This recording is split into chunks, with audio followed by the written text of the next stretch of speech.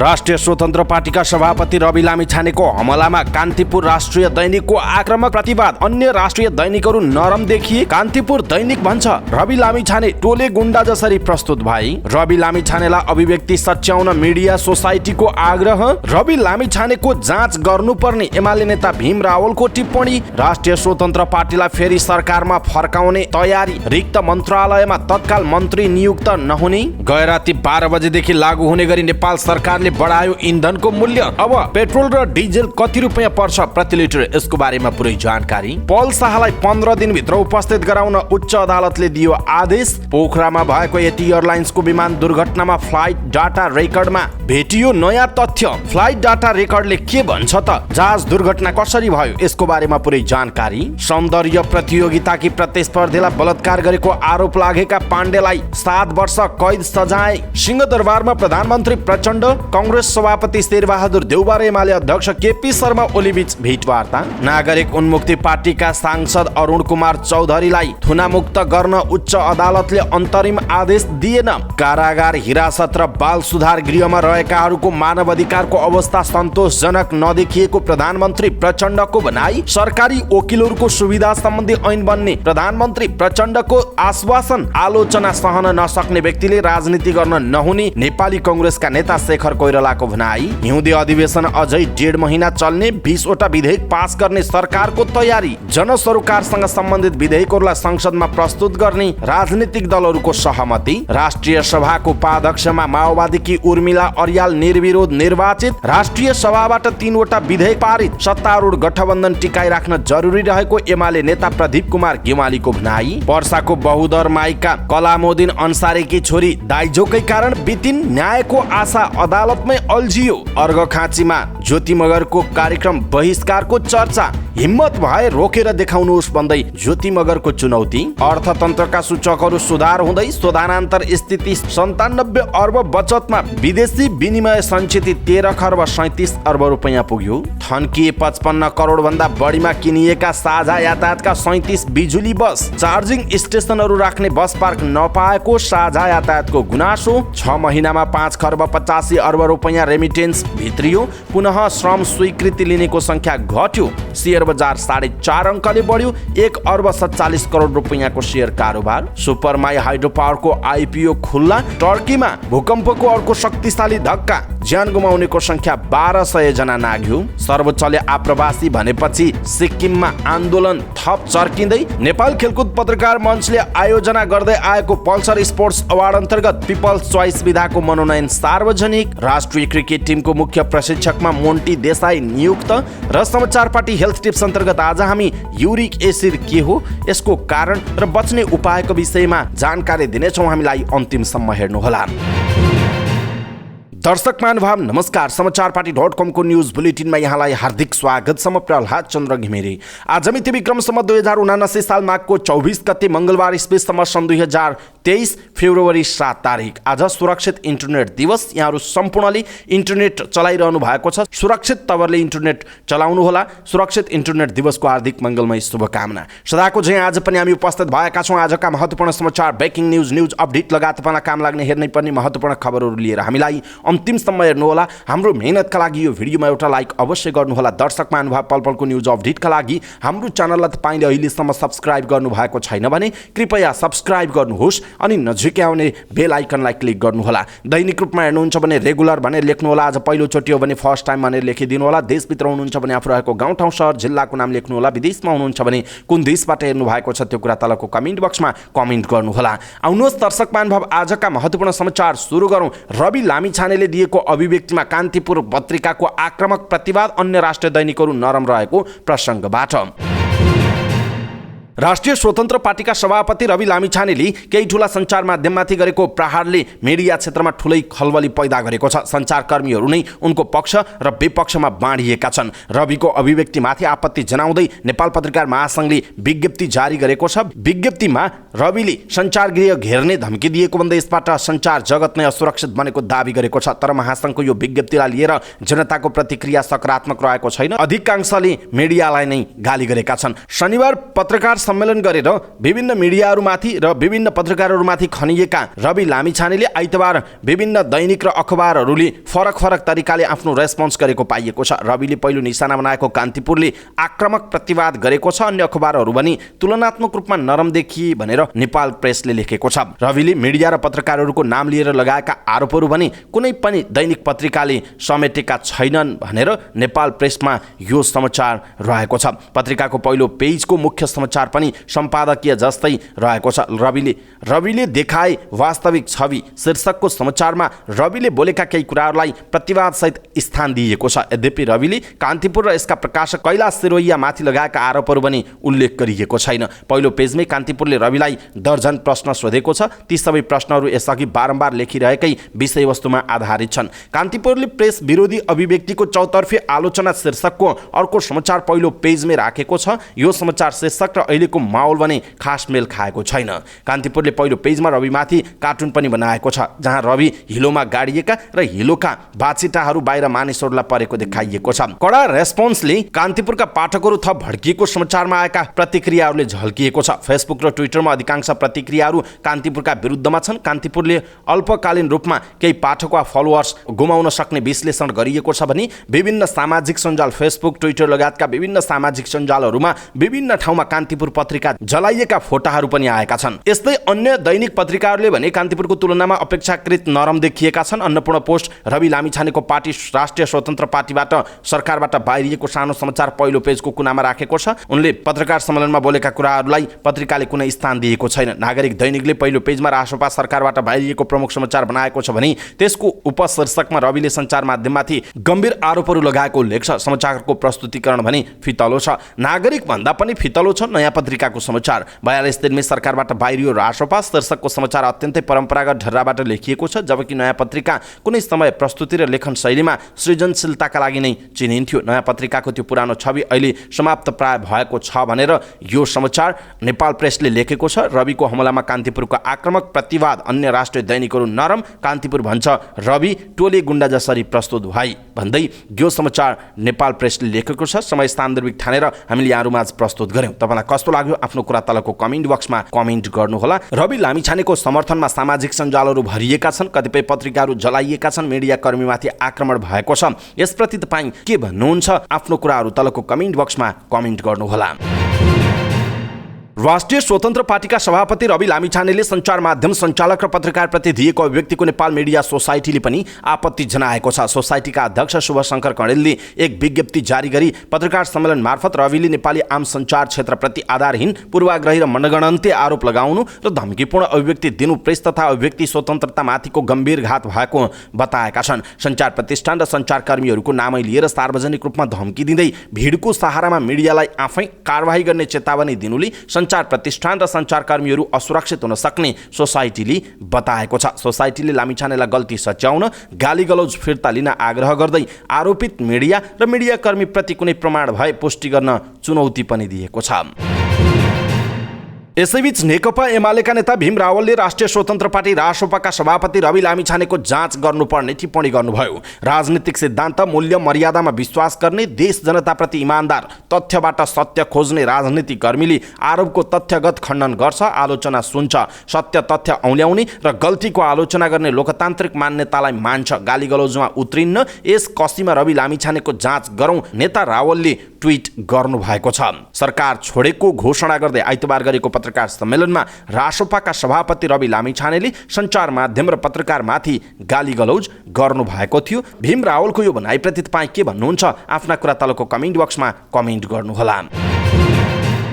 सरकारबाट बाहिरिएको राष्ट्रिय स्वतन्त्र पार्टी रासोपालाई फेरि सरकारमा फर्काउन सत्तारूढ अरू दलहरूले तयारी गरेका छन्। सत्तारूढ दलहरू नेकपा एमाले, माओवादी केन्द्र र राप्रपाका नेताहरूले रासोपालाई फेरि सरकारमै फर्काउने गरी अनौपचारिक रूपमा छलफल भइरहेको बताएका छन्। संसदबाट बाहिरिने क्रममा प्रधानमन्त्री पुष्पकमल दाहाल प्रचण्डले पनि सत्तारूढ गठबन्धन जोगाउन प्रयास भइरहेको बताउनु भएको थियो। गृह मन्त्रालयको विवादले सरकार गठनको 42 दिनमा रासोपा सरकारबाट बाहिरिएको छ। सरकारबाट बाहिरिए पनि उसले सरकारलाई समर्थन कायमै राखेको छ। राष्ट्रिय स्वतन्त्र पार्टी बाहिरिएपछि रिक्त रहेको मन्त्रालयमा तत्काल मन्त्री नियुक्त नगर्ने र आफैले जिम्मेवारी सम्हाल्ने प्रधानमन्त्रीको योजना छ। गएको पुस 10 गते प्रधानमन्त्री नियुक्त हुनुभएका पुष्पकमल दाहाल प्रचण्डले भोलिपल्ट 11 गते उपप्रधान तथा गृहमन्त्रीको जिम्मेवारी दिएर रासोपालाई सरकारमा सहभागी गराउनु भएको थियो। त्यतिबेला रासोपाका सभापति रवि लामिछानेले उपप्रधानमन्त्री सहित गृहमन्त्रीको जिम्मेवारी सम्हाल्नु भएको थियो। माघ 3 गते मन्त्री परिषद विस्तार हुँदा रासोपाबाट 2 मन्त्री र 1 राज्यमन्त्री थपिएका थिए। पार्टीको तर्फबाट सरकारमा नेतृत्व गरेका लामिछानेको पद नागरिकता सम्बन्धी सर्वोच्च अदालतको फैसलाले खारेज भएको थियो। अमेरिकी नागरिकता त्यागेर नेपालको नागरिकता पुनः लिने प्रक्रिया पूरा नगरेको सर्वोच्चको ठहरपछि लामिछाने प्रक्रिया पुर्याएर फेरि नेपाली नागरिकता लिएर पार्टी सभापतिमा फर्किनुभयो। त्यसपछि रासोपाले सरकार गठन अघि सत्ता साझेदार दलहरूबीच भएको सहमति अनुसार आफ्नो पार्टीले नै गृह मन्त्रालय पाउनुपर्ने अडान राख्यो। फेरि गृह मन्त्रालयमा फर्कने योजनाका साथ लामिछानेले प्रधानमन्त्री प्रचण्ड र उच्चस्तरीय राजनीतिक संयन्त्रका अध्यक्ष समेत रहनु भएका एमाले अध्यक्ष केपी शर्मा ओलीसँग निरन्तर भेटवार्ता गर्नुभएको थियो। तर प्रधानमन्त्रीले सर्वोच्चको पूर्णपाठ नआएसम्म गृह मन्त्रालय दिन नसकिने बताएपछि रासोपा सरकारबाट बाहिरिएको हो। अहिले फेरि रासोपालाई सरकारमा फर्काउने तयारी सुरु भइसकेको छ। रिक्त मन्त्रालयमा तत्काल मन्त्रीहरू नियुक्त नगर्ने योजना र सकेसम्म राष्ट्रिय स्वतन्त्र पार्टीलाई सरकारमा फेरि सहभागी गराउने सत्तारूढ दलहरूको प्रयास छ। दर्शक महानुभाव, राष्ट्रिय स्वतन्त्र पार्टी एकचोटि अस्ति भर्खर सरकारबाट बाहिरिएसँगै फेरि सरकारमा जानु हुन्छ अथवा हुँदैन, राष्ट्रिय स्वतन्त्र पार्टीले कस्तो गर्नुपर्छ जस्तो तपाईँलाई लाग्छ त्यो कुरा तलको कमेन्ट बक्समा कमेन्ट गर्नुहोला। नेपाल आयल निगमले इन्धनको मूल्य बढाएको छ।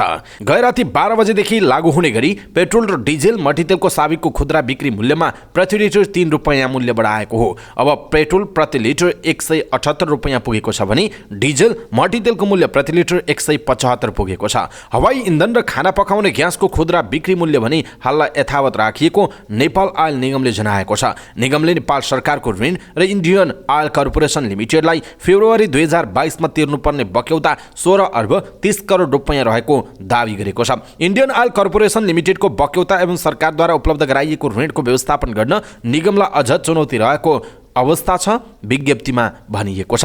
माघ 16 मा प्राप्त नयाँ खरिद मूल्य सूची बमोजिम पेट्रोल प्रति लिटर 8 रुपैयाँ 1 पैसा, डिजेलमा 7 रुपैयाँ 98 पैसा, मट्टीतेलमा 4 रुपैयाँ 61 पैसा र हवाई इन्धनमा 7 रुपैयाँ 8 पैसा मूल्य बढेर आएकाले मूल्य वृद्धि गर्नु परेको निगमको स्पष्टीकरण छ।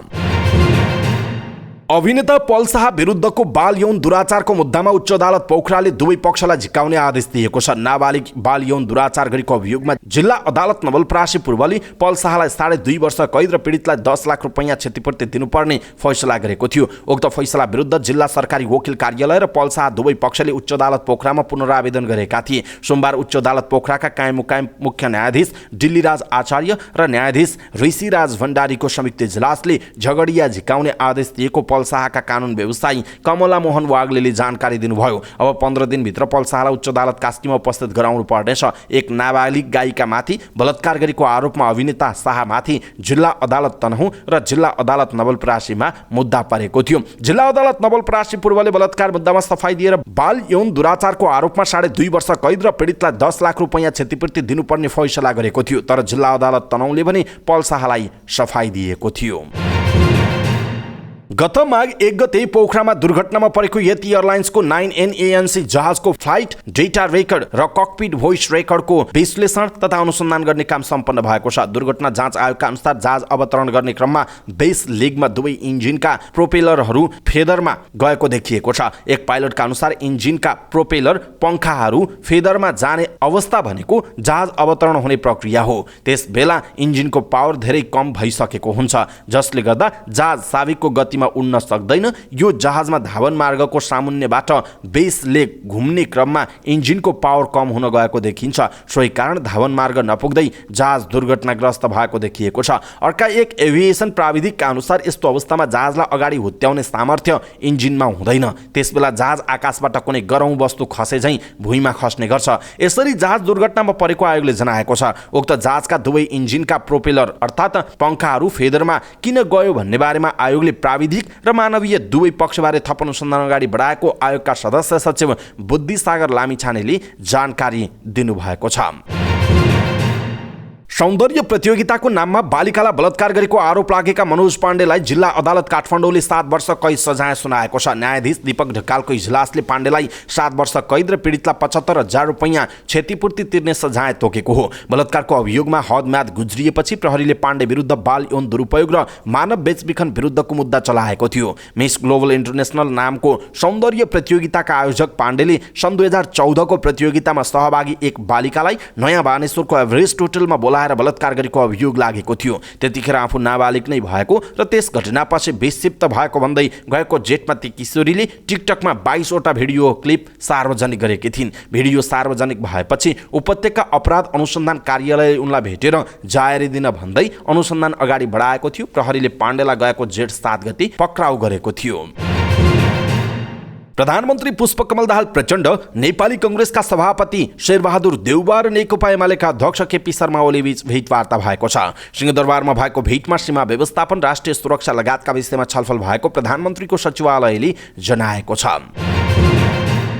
नागरिक उन्मुक्ति पार्टीका प्रतिनिधि सभा सदस्य अरुण कुमार चौधरीले दायर गर्नुभएको रिटमा उच्च अदालत दिपायलले अन्तरिम आदेश दिन अस्वीकार गरेको छ। चौधरीले जिल्ला अदालत कैलालीले गरेको फैसलाबारे जानकारी नभएका कारण आफ्नो मुद्दामा दिएको म्याद बदर गरी थुनामुक्त गर्न माग गर्दै रिट दायर गर्नुभएको थियो। तर उच्च अदालतका न्यायाधीश अर्जुन प्रसाद कोइरालाको एकल इजलासले अन्तरिम आदेश नदिएर जिल्ला अदालत, जिल्ला सरकारी वकिलको कार्यालय र जिल्ला प्रहरी कार्यालय कैलालीका नाममा कारण देखाउ आदेश मात्र जारी गरेको हो। उच्च अदालतका सूचना अधिकारी नरबहादुर नेगीका अनुसार चौधरीको मुद्दामा अन्तरिम आदेश जारी गर्नुपर्ने कारण वा प्रमाण भए 15 दिनभित्र अदालतमा उपस्थित हुन आदेश गरिएको छ। यस मुद्दाका वादी र प्रतिवादी दुवै पक्षसँगको छलफलपछि अन्तरिम आदेश सम्बन्धमा निर्णय गर्न सकिनेछ। त्यसका लागि माघको 29 गते अर्को पेशी तोकिएको छ। 13 वर्ष अघिको आगजनी मुद्दामा सांसद चौधरी सहितका 3 जनालाई जिल्ला अदालत कैलालीले 6 महिना कैद र 8 लाख रुपैयाँ क्षतिपूर्ति तिर्न आदेश दिएको थियो। त्यही मुद्दामा प्रहरीले चौधरीलाई केही दिन अघि बाँकेबाट पक्राउ गरेको थियो। चौधरी अहिले कैलाली कारागारमा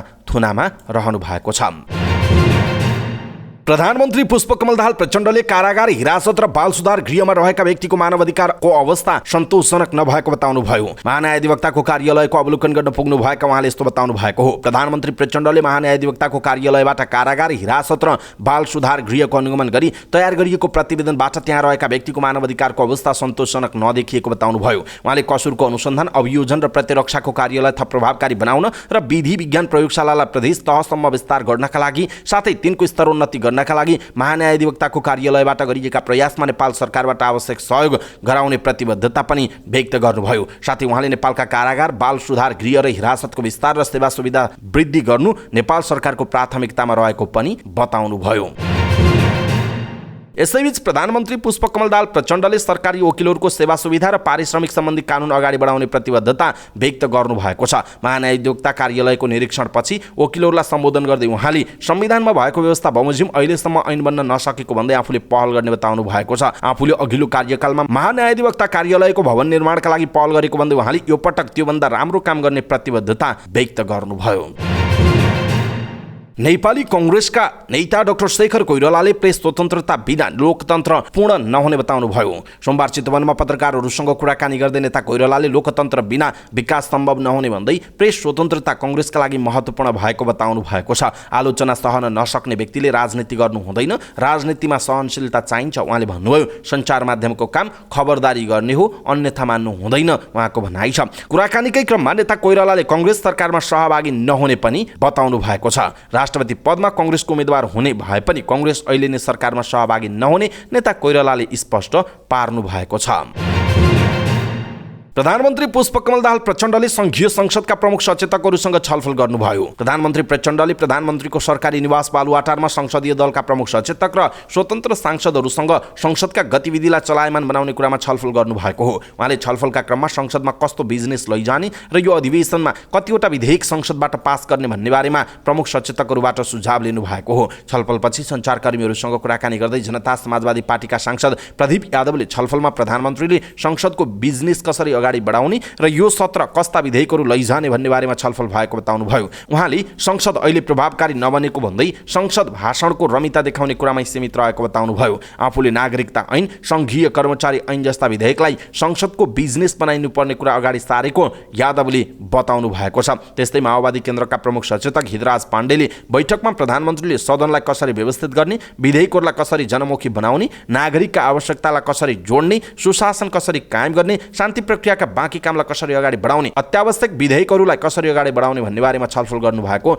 बताउनुभयो। रासोपाका प्रमुख सचेतक सन्तोष परियारले संसद सुरु भए पनि संसदले गर्ने कार्य सुखद नभएको भन्दै प्रधानमन्त्रीले बैठक बोलाउनु भएको बताउनुभयो। एकीकृत समाजवादीका प्रमुख सचेतक प्रकाश ज्वालाले संसदले बिजनेस नपाएको र संसदमा विधेयकहरू अगाडि नबढिरहेको सन्दर्भमा प्रधानमन्त्रीले दलका प्रमुख सचेतकहरूसँग सुझाव लिनुभएको बताउनुभयो।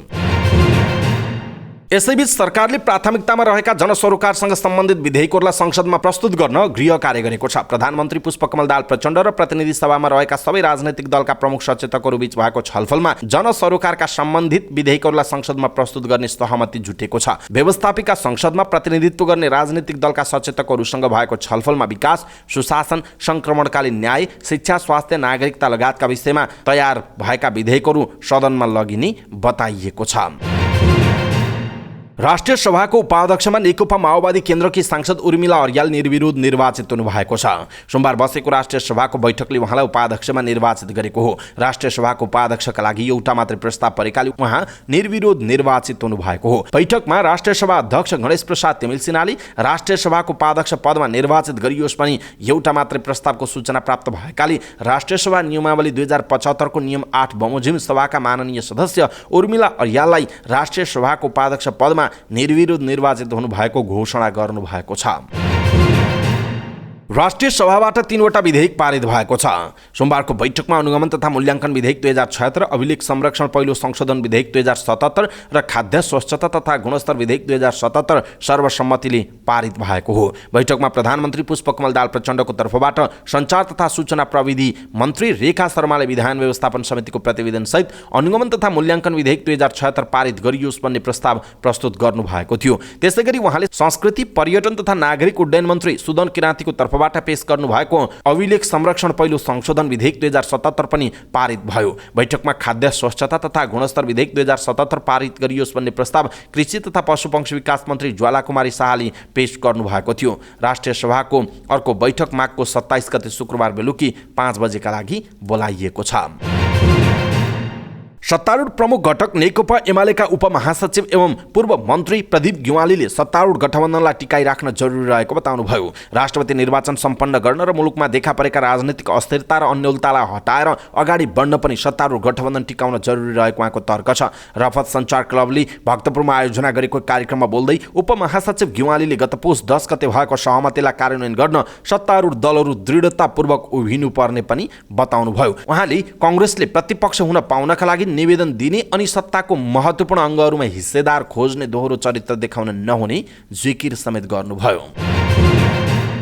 छोरीको मृत्युले शोकमा परेका पर्साको बौद्धरमाई नगरपालिका 2 सिसिआडी बैरियाका कलामुद्दिन अन्सारी हिजोआज मुद्दा मामिलाका कारण झन हैरान बनेका छन्। 2077 असोज 26 मा बिहे गरेकी उनकी छोरी रविन 3 वैशाख 2078 मा मृत भेटिन्। भने जति दाइजो नपाएका कारण घरमा गालीगलौज र यातना भोगिरहेकी छोरी मृत भेटिएपछि उनले ज्वाइँ, छोरा, छोरीकी जेठानी र सासु विरुद्ध ज्यान मुद्दाको जाहेरी दिएका थिए। अहिले उनलाई एकातिर छोरी गुमाउनु परेको पीर छ भने अर्कोतिर अदालत धाउँदा धाउँदा हैरान रहेको छ। छोरीको उमेर बढ्दै गएपछि घर परिवारमा विवाहको सल्लाह भयो अनि विवाह गर्ने निर्णयमा पुगे। रविनाको बिहे वीरगञ्ज महानगरपालिका 17 अलौँ बस्ने शाहजिम मिया अन्सारीसँग भयो। विवाह गरेको 1-2 महिनासम्म घर व्यवहार राम्रो चलेको थियो, तर दाइजोको न्युमा शाहजिम र उनको परिवारका सदस्यले शारीरिक र मानसिक यातना दिएको कलामुद्दिनले थाहा पाए। दाइजो बापत उनले 3 लाख रुपैयाँ नगद, 1 तोला सुन, 1,27,000 रुपैयाँको फर्निचर, चाँदीको पायल, नत्थी लगायतका गरगहना समेत गरी झन्डै 10 लाख रुपैयाँ दिएका थिए। मोटरसाइकल साइकल र भाँडाकुँडा पनि मागेका थिए। कोरोना महामारीले गर्दा कमाइ भएन, पछि दिन्छु भनेको थिए। सम्धिनी ज्वाइँसहित 15 जनालाई कपडा मागेका थिए, 5 जनालाई मात्र दिन सके उनले भनेका छन्। यो विषयले छोरीको घरमा खटपट परेको थियो। विवाहको 6 महिनापछि 2078 वैशाख 3 मा ज्वाइँ शाहजिम ससुराली आए, तर उनको व्यवहार कलामोदिनलाई शङ्कास्पद लागेको थियो। त्यही बेला उनलाई सम्धिले फोन गरेर रबिनाको मृत्यु भएको जानकारी गराए। रबिना आफ्नै कोठामा मृत अवस्थामा भेटिएकी थिइन्। कलामोदिन छोरीको मृत्यु नभई हत्या भएको निष्कर्षमा पुगे। उनी भन्छन्, कोरोना महामारीले गर्दा लकडाउन भयो, मैले मागेको जति दाइजो दिन सकिरहेको थिएन, त्यसैले उनीहरूले मेरो छोरीको हत्या गरी उनको भनाइ छ। दाइजोका कारण छोरी बितिन्, न्यायको आशा अदालतमै अल्झियो भनेर अनलाइन खबरले यो समाचार लेखेको छ। तराईका क्षेत्रमा अझै पनि यस्तो खालको समाचारहरू व्याप्त छ, यस्ता खालका क्रियाकलापहरू व्याप्त छन्। त्यसकारण समय सान्दर्भिक ठामिनेर हामीले सुरेश बिडारीले लेखेको अनलाइन खबरमा लेखेको समाचार यहाँहरूमाझ प्रस्तुत गर्यौँ। तपाईँलाई के लाग्छ यो विषयमा आफ्नो कुरा तलको कमेन्ट बक्समा कमेन्ट गर्नुहोला। गायिका ज्योति मगर यति बेला अर्घखाँची महोत्सवलाई लिएर चर्चामा छन्। उक्त जिल्लाका सङ्गीत सम्बद्ध 10 सङ्घ संस्थाले मगर सहभागी हुने महोत्सवमा आफूले भाग नलिने भन्दै बहिष्कारको घोषणा गरेपछि ज्योति आक्रोशित भएकी हुन्। आफूलाई बहिष्कार गर्ने ती सङ्घ संस्थालाई आफू एक्लैले बहिष्कार गर्ने भन्दै ज्योतिले हिम्मत भए रोकेर देखाउन चुनौती दिएकी छिन्। आफूलाई बहिष्कार गर्ने ती सङ्घ संस्थालाई आफू एक्लैले बहिष्कार गर्ने भन्दै ज्योतिले हिम्मत भए रोकेर देखाउन चुनौती दिएकी छिन्। उनी लेख्छन्, हिम्मत छ भने मलाई रोकेर देखाउनुहोस्, म अर्घखाँचीमा आफ्नो प्रस्तुति दिन्छु। म ज्योति मगर र मेरो दायित्व दर्शक श्रोताको मनोरञ्जनको साथै म जस्ता हजारौं युवतीहरू जो सामाजिक कुसंस्कारको शिकार भई आफ्नो इच्छा आकांक्षा र अधिकारबाट वञ्चित छन् उनीहरूलाई मार्गदर्शन गर्नुपर्ने हो। म अहिले पूर्वको उर्लाबारीबाट प्राइभेट कारमा चढी करिब 15-16 घण्टाको यात्रा तय गरी आउँदैछु अर्घखाँचीमा। सक्छौ भने रोकेर देखाउनु, हात्ती चल्यो बजार, कुकुर भुके हजार, उनले लेखेकी छिन्। अर्घखाँची 10 सङ्घ संस्थाले विज्ञप्ति जारी गर्दै मेला महोत्सव र सांस्कृतिक कार्यक्रममा मगरले गाउने गीत र नृत्यले नेपाली मौलिक कला संस्कृतिको पक्षमा सुखद सन्देश दिन नसक्ने बताएका थिए। अर्थतन्त्रका सूचकहरू सुधार हुँदै गएको देखिएको छ। नेपाल राष्ट्र बैंकले सार्वजनिक गरेको चालु आर्थिक वर्षको 6 महिनाको आर्थिक तथा वित्तीय स्थिति अनुसार प्रधानान्तर बचत, विदेशी विनिमयको सञ्चिति, रेमिटेन्स लगायतका सूचकमा सुधार देखिएको छ। 6 महिनामा प्रधानान्तर स्थिति 97 अर्ब 10 करोड रुपैयाँले बचतमा रहेको छ। अघिल्लो वर्षको 6 महिनामा प्रधानान्तर स्थिति 2 खर्ब 41 अर्ब 23 करोड रुपैयाँले घाटामा थियो। यस्तै गएको असार मसान्तमा 12 खर्ब 15 अर्ब 80 करोड रुपैयाँ बराबर रहेको कुल विदेशी विनिमय सञ्चिति अहिले 10% बढेर 13 खर्ब 37 अर्ब 29 करोड रुपैयाँ पुगेको छ। अमेरिकी डलरमा यस्तो सञ्चिति गएको असारमा 9 अर्ब 54 करोड रहेकोमा 2079 पुष मसान्तमा 8% बढेर 10 अर्ब 30 करोड डलर कायम भएको छ। यो रकम 10 महिना 4 दिनको वस्तु आयात र 9 महिना 1 दिनको वस्तु तथा सेवा आयात धान्न पर्याप्त रहने राष्ट्र बैंकले जनाएको छ। यस्तै चालु खातामा पनि सुधार आएको छ। पुष मसान्तसम्म चालु खाता 29 अर्ब 47 करोड रुपैयाँले घाटामा रहेको छ। अघिल्लो वर्षको 6 महिनामा चालु खाता 3 खर्ब 52 अर्ब 16 करोड रुपैयाँले घाटामा रहेको थियो। प्रत्यक्ष वैदेशिक लगानीमा भने ठूलो गिरावट आएको छ। अघिल्लो वर्षको 6 महिनामा 11 अर्ब रुपैयाँ खुद प्रत्यक्ष वैदेशिक लगानी भित्रिएकोमा अहिले 74 करोड 94 लाख रुपैयाँ मात्र आएको जनाइएको छ। चार्जिङ स्टेसन नभएपछि साझा यातायातले ल्याएका 37वटा बिजुली बस थन्किन पुगेका छन्। गत कार्तिकमा नै चीनको नानजिङबाट नेपाल भित्रिएका करिब 56 करोड मूल्यका बिजुली बसहरू अहिले बनेपा, पोखरा र साझाको पुल्चोक स्थित पार्किङमा थन्किएका छन्। 2.5 महिना अघि नै आयातकर्ता कम्पनीले साझालाई बसहरू बुझेर जिम्मा लिन आग्रह गरेको थियो, तर राख्ने ठाउँको अभाव देखाएर साझाले बस लिन मानेको छैन। सफल परीक्षणसहित 3वटा बिजुली बस चलाइरहेको साझाले अन्य बिजुली बसहरू राख्ने ठाउँको समेत टुङ्गो लगाउन सकेको छैन। सरकारीकै लगानी खरिद गरिएका बसहरू कहाँ राखेर चार्ज गर्ने र पार्क गर्ने भन्ने टुङ्गो नलाग्दा साझाले बसहरू नै चलाउन सकेको छैन। बसहरूको प्राविधिक परीक्षण भएको लामो समय बितिसक्दा पनि साझाले बस चलाउने वातावरण तयार गर्न सकेको छैन। बस किन्नु अघि नै यस्तो पूर्वाधारबारे पर्याप्त गृह कार्य र तयारी नगर्दा बस आएर पनि थन्किने अवस्था आएको हो। साझाले बिजुली बसको चार्जिङ स्टेसन सहित पार्किङ स्थल खोजिरहे पनि अहिलेसम्म नभेट्टाएको बताएको छ। साझा यातायातका कार्यवाहक प्रमुख कार्यकारी अधिकृत महेन्द्र पाण्डेय सरकारलाई विकल्पसहित चार्जिङ स्टेसन राख्ने जग्गाको व्यवस्थापनका लागि अनुरोध गरिएको बताउनुहुन्छ। चालु आर्थिक वर्षको 6 महिना साउनदेखि पुससम्म रेमिटेन्स 24% भन्दा धेरैले बढेको छ। नेपाल राष्ट्र बैंकका अनुसार 6 महिनामा रेमिटेन्स 24.3% ले बढेर 5 खर्ब 85 अर्ब 8 करोड रुपैयाँ पुगेको छ। अघिल्लो वर्षको 6 महिनामा रेमिटेन्स 5% ले घटेको थियो। यस्तै वैदेशिक रोजगारीका लागि अन्तिम श्रम स्वीकृति लिने नेपालीको संख्या 64.6% ले वृद्धि भई 2,75,643 जना पुगेको छ। त्यसैगरी वैदेशिक रोजगारीका लागि पुनः श्रम स्वीकृति लिने नेपालीको संख्या साउनदेखि पुससम्म 9.5% ले बढेर 1,42,548 जना पुगेको छ। अघिल्लो वर्षको 6 महिनामा यस्तो संख्या 298% ले बढेको थियो। शेयर बजार सोमबार पनि सामान्य अङ्कले बढेको छ। शेयर बजार परिसूचक नेप्से 4.62 अङ्कले बढेर 2101.71 बिन्दुमा पुगेको छ। विकास बैंक, बीमा र म्युचुअल फन्ड बाहेक अरू सबै समूहको शेयरमा सामान्य बढेको छ। बजार बढे पनि कारोबार रकम भने घटेको छ। आइतबार 1 अर्ब 93 करोड रुपैयाँको शेयर कारोबार भएकोमा सोमबार 259 वटा कम्पनीका 39,22,000 किता शेयर 1 अर्ब 47 करोड 41 लाख रुपैयाँमा कारोबार भएका छन्। सबैभन्दा धेरै एनआइसी एसिया बैंकको 6 करोड 45 लाख रुपैयाँको शेयर किनबेच भएको छ। सोमबार आदर्श लघुवित्तको शेयर 10% र मिथिला लघुवित्तको शेयर 5.5% ले बढेको छ। सबैभन्दा धेरै बाराई हाइड्रो पावर कम्पनीको शेयर 4.5% भन्दा धेरैले घटेको जनाइएको छ। सुपरमाई हाइड्रो पावर लिमिटेडले सर्वसाधारणका लागि शेयर निष्कासन तथा बिक्री खुल्ला गरेको छ। कम्पनीले आयोजनाबाट पीडित स्थानीय बासिन्दा र वैदेशिक रोजगारीमा रहेका नेपालीका लागि शेयर निष्कासन गरिसकेकोमा सर्वसाधारणका लागि सोमबारबाट प्रति किता 100 रुपैयाँ अंकित दरमा 4,15,000 किता शेयर प्राथमिक सार्वजनिक निष्कासन आइपिओ को बिक्री खुल्ला गरेको हो। कम्पनीले आफ्नो जारी पुँजी 50 करोड रुपैयाँको 10% ले हुने 5 करोड रुपैयाँ मूल्य बराबरको कुल 5 लाख किता साधारण शेयर मध्ये 50,000 किता वैदेशिक रोजगारीमा रहेका नेपालीका लागि 25,000 किता सामूहिक लगानी कोषलाई बाँडफाँड गरेको र 10,000 किता कर्मचारीलाई छुट्याई बाँकी 4,15,000 किता शेयर सर्वसाधारणका लागि निष्कासन गरेको हो। कम्पनीले निष्कासन गरेको शेयरमा लगानीकर्ताले छिटोमा माघको 26 गतेसम्म र यस अवधिमा माघ बमोजिम आवेदन नपरे फागुन 8 सम्म न्यूनतम 10 कितादेखि अधिकतम 20,000 किता शेयर खरिदका लागि आवेदन दिन सक्ने जनाइएको छ। टर्कीमा फेरि शक्तिशाली भूकम्प गएको छ। स्थानीय समय अनुसार बिहान 4:17 7.8 रेक्टर स्केलको भूकम्प गएको। टर्कीमा दिउँसो 1:24 7.5 रेक्टर स्केलको अर्को शक्तिशाली भूकम्प गएको बीबीसीले जनाएको छ। बिहान भूकम्प गइसकेपछि त्यहाँ थुप्रै पराकम्पहरू गइरहेको अमेरिकी भूगर्भ सर्वेक्षणले जनाएको छ। भूकम्पका कारण टर्कीसँगै सिरियामा पनि ठूलो जनधनको क्षति भएको छ। दुवै देशमा गरेर अहिलेसम्म कम्तीमा 1,200 जनाले ज्यान गुमाएको बीबीसीले जनाएको छ। 2,000 भन्दा धेरै व्यक्ति घाइते भएका छन्। खोजी र उद्धार कार्य चलिरहेकाले ज्यान गुमाउने तथा घाइते हुनेको संख्या अझै बढ्न सक्ने बीबीसीले जनाएको छ। भूकम्पबाट भौतिक संरचना भत्किएका दृश्य सामाजिक सञ्जालमा पनि सार्वजनिक भएका छन्। प्रभावित क्षेत्रको अवस्था निकै कष्टकर बनेको छ। भूकम्पबाट लाखौं मानिस प्रभावित भएका छन्। भूकम्पको धक्का लेबनान, सिरिया र साइप्रसमा समेत महसुस गरिएको बीबीसीको खबरमा उल्लेख छ। टर्की सरकारले भूकम्प पछिको उद्धार र व्यवस्थापनका लागि राष्ट्रिय सङ्कटकालको पनि घोषणा गरेको छ। भारतको सर्वोच्च अदालतले सिक्किमका नेपाली भाषीलाई आप्रवासी भनेपछि सिक्किममा आन्दोलन चर्किएको छ।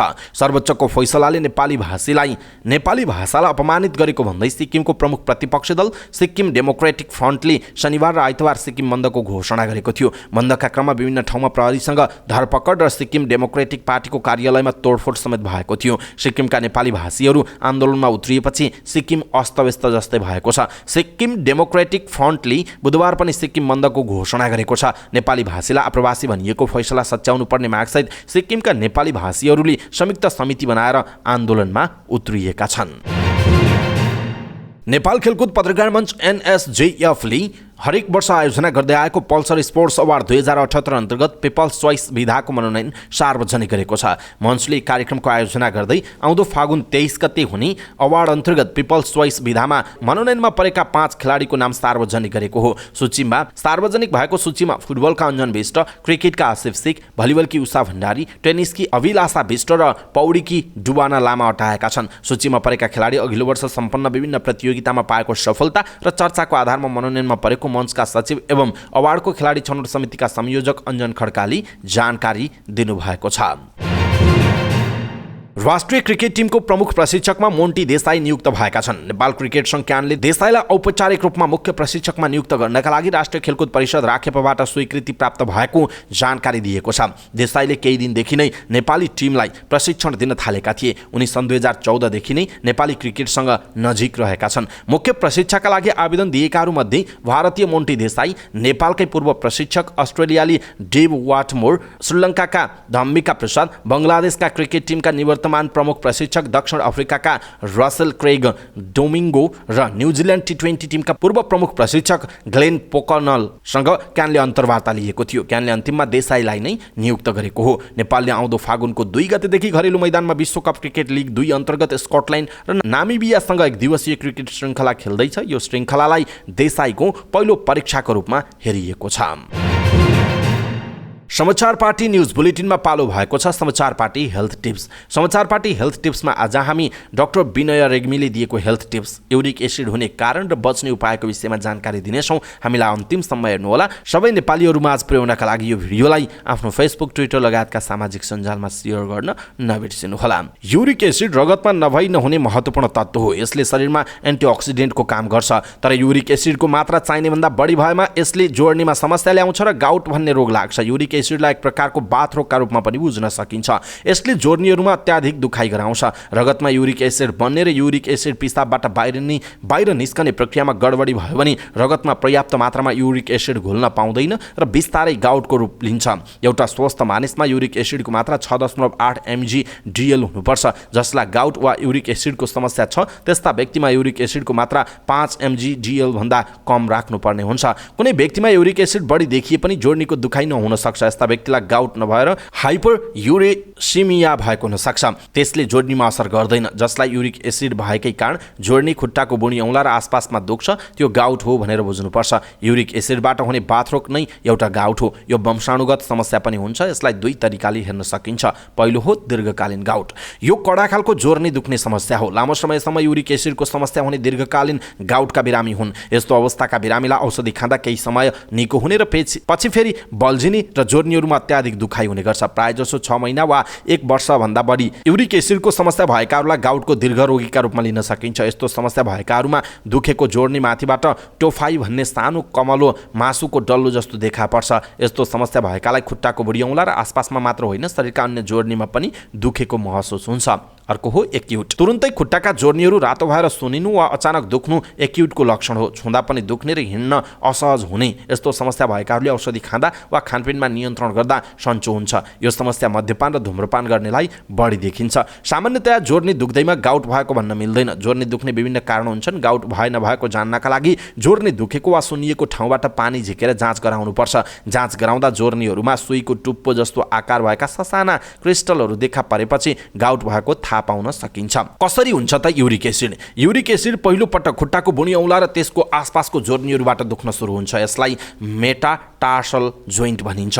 प्राय राति सुतेको बेला जोर्नीहरू अत्याधिक दुख्ने गर्छ र बिहान उठ्दा सुनिएको हुन्छ। सुरुमा खुट्टाको बुढी औँलामा मात्र हुने दुखाइ समयमा उपचार नहुँदा अन्य ठुला जोर्नीहरूमा पनि सर्न थाल्छ। युरिक एसिड भएको थाहा नपाएकाहरूलाई रातो मासुको अधिक प्रयोग र मद्यपान सेवन गर्दा 81 बुढी औँलाको जोर्नी सुनिने र दुख्ने समस्या आउँछ। युरिक एसिडको समस्या महिनावारी नरोकिएका महिलालाई भने निकै कम मात्रामा देखिन्छ। महिनावारी हुँदा निस्कने हर्मोनले जोर्नी दुख्ने समस्यालाई कम गराउँछ। खाना पुरै बार्ने भन्दा सन्तुलित भोजन जरुरी हुन्छ। युरिक एसिडको समस्या भएकाहरूलाई प्राय मुख बार्नुपर्छ भनेर बुझाइन्छ र अधिकांशले त्यसै गर्छन्। तर यो बुझाइ नै गलत छ। युरिक एसिडको समस्या भएकाहरूले गेडागुडी, रातो मासु, काउली खानै नहुने होइन, खान सक्छन् तर त्यसको मात्रा मिलाएर खान सक्नुपर्छ। एकैचोटि धेरै होइन कि थोरै थोरै गरेर खान सकिन्छ। त्यस्तै चिकित्सकको परामर्श अनुसार औषधिको नियमित प्रयोग गरेर खाना बार्नु पर्दैन।